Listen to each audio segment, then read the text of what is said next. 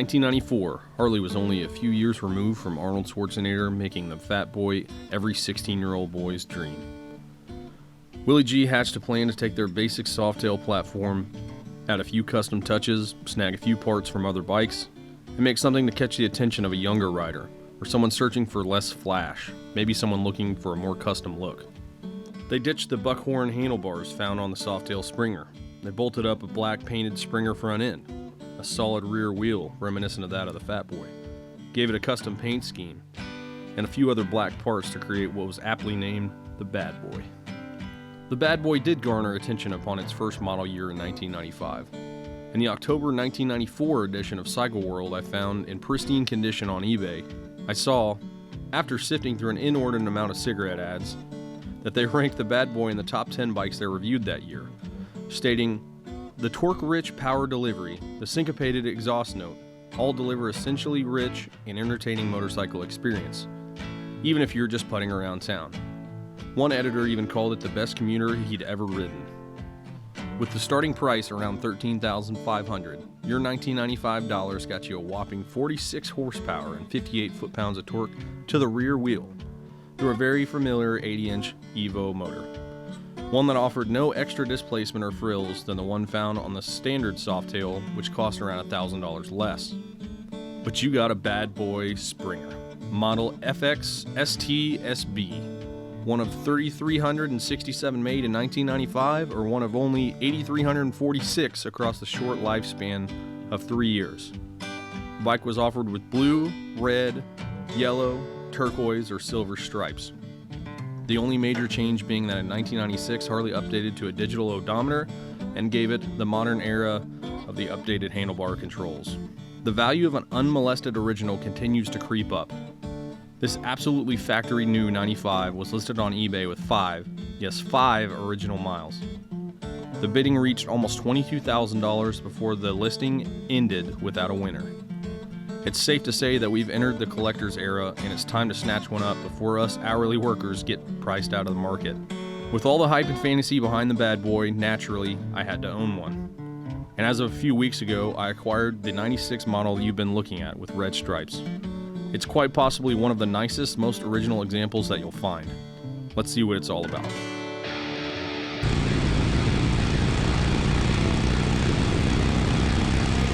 Ooh, it eats. It eats.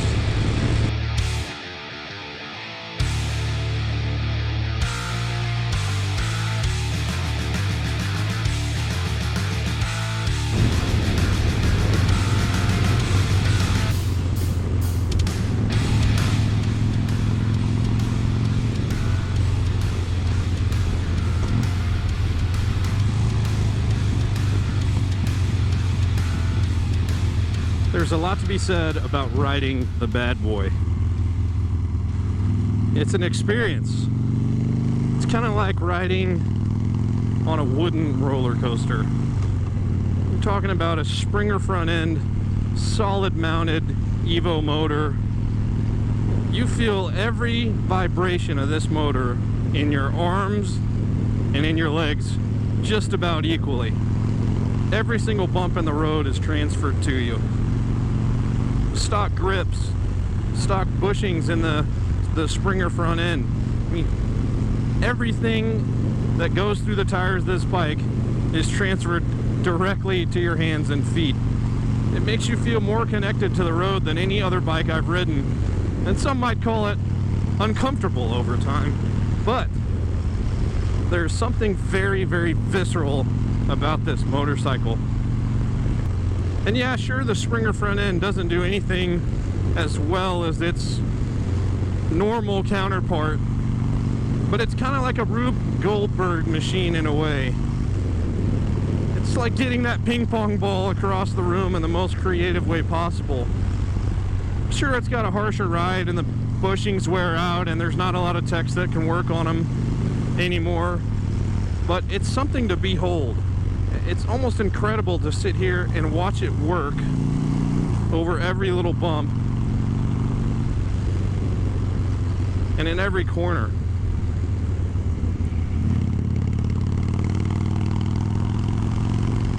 And watching it all be reflected in that nice chrome bullet style headlight is really, really a treat. And it's something I can't take my eyes off of when I'm going down the road. Just a cool look. The bike feels small, and maybe that's because I'm used to riding bikes that have taller bars on them, and the bar is unique to this bad boy. And the seating position with the foot pegs that are closer to you make it feel more like a Sportster. It really does feel like a small, pretty nimble motorcycle. No gas gauge, 2 gas tanks, which in a way is cool in and of itself. There's no gas gauge on this side because this is a real gas tank. There are 2 gas tanks set up. They connect in the middle. Unnecessary, and I'm assuming that's why they stopped doing it after a while, but also cool. And this side of the gas tank actually threads backwards. It's actually righty-loosey, lefty-tighty, which is kind of a cool experience. It's something I didn't even really know about when I bought this bike. Single piston brakes up front.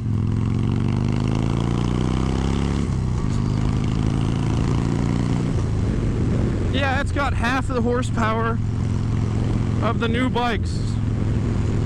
But you won't see this pull up to a gas pump, and riding those bikes will not give you the same feeling that riding this bike does. Although they didn't know it at the time, Harley absolutely did something right with this bike for it to have the reputation that it has today. There aren't a lot of these left, and a lot of them are not in the condition that this one is in.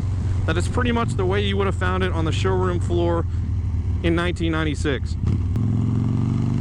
These bikes were such a cool start to building a custom bike. Just a set of bars and maybe a set of wheels would really set one of these off and give you something unique to take to bike night. Somehow this one was never really modified, which makes it that much cooler. Stock exhaust. And it even has a really, really nice rumble to it, because they didn't have all the emissions crap that they put on the new bikes. So even the stock exhaust gives you a pretty good rumble and keeps you entertained throughout. The engine is a workhorse, like a piece of machinery, an industrial like oil derrick. It just purrs. It's not gonna scare you. It's just gonna lug you around, and it's gonna be damn happy to do it. It makes it really an enjoyable experience for something that only has 50 some odd horsepower.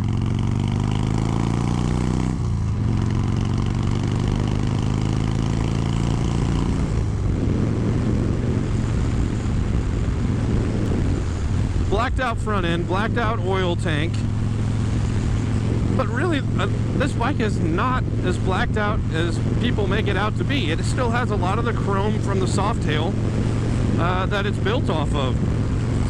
But it's just got the perfect balance of chrome and black paint that really sets this thing apart and makes it kind of before its time. It's not too flashy. It's kind of got that industrial look to it.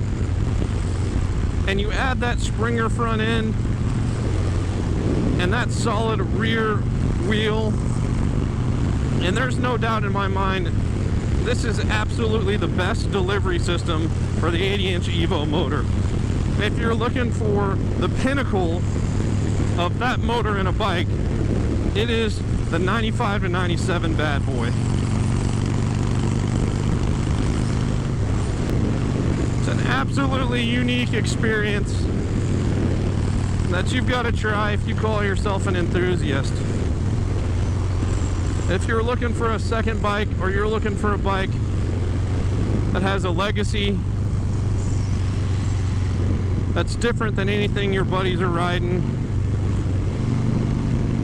and that can be an heirloom for generations and generations, start looking for one of these bikes. The prices are going up, and I think that they're going to get even more desirable. Heck, I had never even seen this bike before I saw John Maxwell's. I didn't even know what it was. You got to remember, I was born in 1993. I wasn't around when this bike was being made. Well, I was alive, but I definitely wasn't knowing of different Harley models. I think that guys like that riding one, I think that the rarity of these bikes is going to make them very, very sought after if they're not already, and finding a nice one is going to get harder and harder. I passed one up about a year ago. It wasn't nearly as nice as this one, but it had around 20,000 miles and had the yellow paint, had some things done to it. And I got cold feet, and when I finally decided I was going to take the plunge, it had already been sold. I told myself I would never pass up the opportunity to buy one again. And I'm so glad that I pulled the trigger on this one.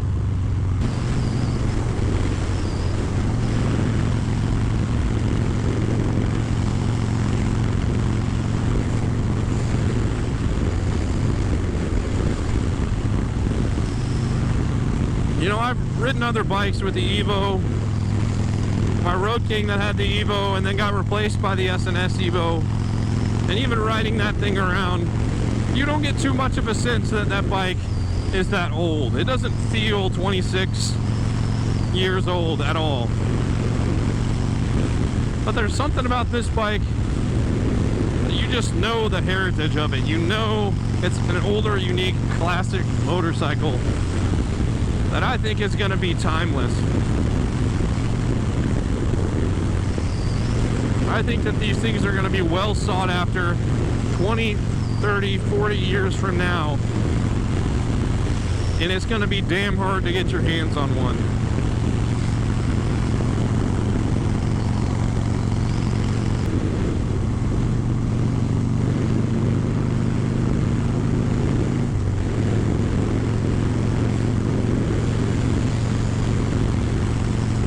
The bike corners well. It feels confident at speed.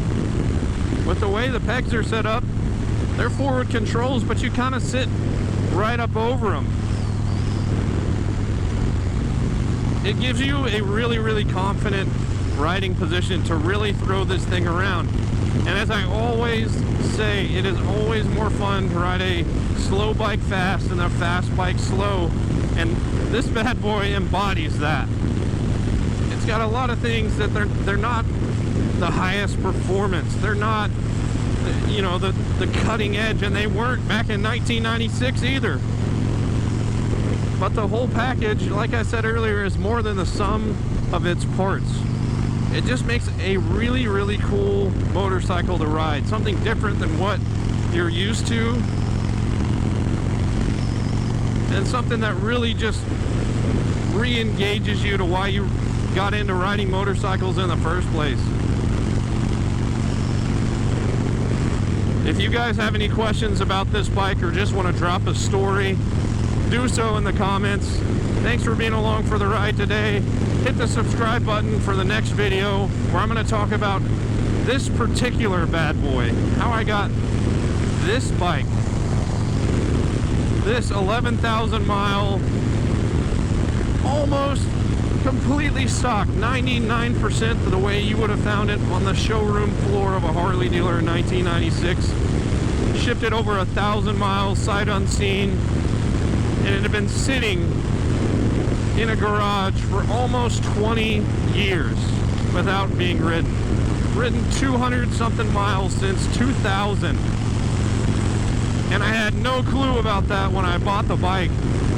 So come along with me at the journey of this really, really cool motorcycle. Once again, thanks for watching the channel, and I will catch y'all on the next one.